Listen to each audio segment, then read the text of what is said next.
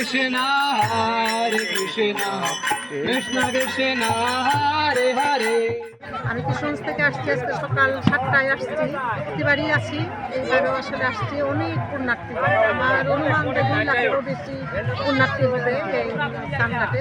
সব ব্যবস্থাপনাই ভালো ছিল, কন্ট্রোল রুম ছিল।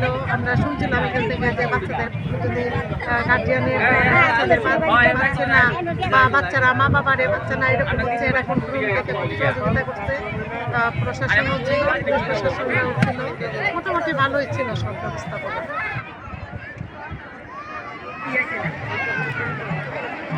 আমি বহুদিন ধরে হুসেনপুর মহা অষ্টমী মেলা নাম শুনে আসছি, কিন্তু দেখি নাই। তাই আমি ঢাকাতে আসলে করে সেখানে থেকেও শুনলাম যে অষ্টমী তিথিতে স্নান হয় হুসেনপুরে। তাই আমার সেই আশা নিয়ে এখানে আজকে এই অষ্টমী স্থানে আসছি।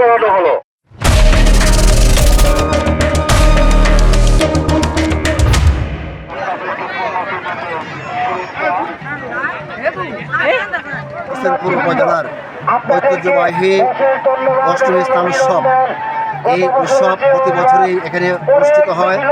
অনুষ্ঠানটি মূলত হোসেনপুর উপজেলার নদী ভাঙ্গনের কারণে কিশোরগঞ্জ ময়মনসিংহ জেলার পাগলা থানার এখানে পালন করা হয়।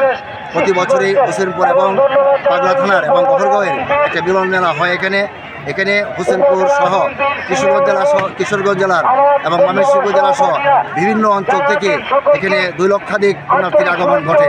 প্রতি বছরই আমরা সুন্দর সুষ্ঠুভাবে পালন করে থাকি। এবারও আমরা আশা করছি সুন্দরভাবে পালন করতে পারব।